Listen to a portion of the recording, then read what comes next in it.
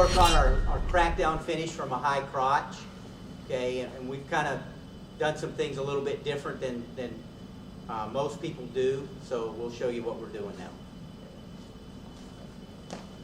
Go ahead and get in a high crotch, and you're going to crack him down.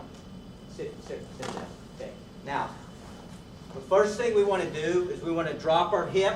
Go ahead and keep your ball. We want to drop our hip and really come this way and elbow back real hard.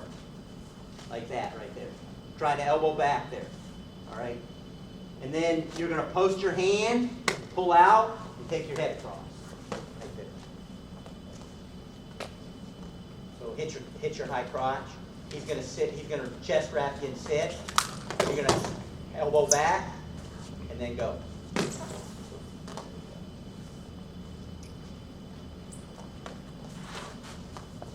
It's real important that you get your hips outside his knee, and you elbow back real hard to make a little space. Then you're going to punch the mat, pop your head out.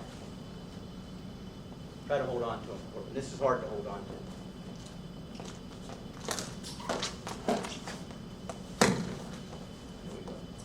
A lot of times you'll end up in a Navy ride there and get back points. Pinch you with back points this time, right?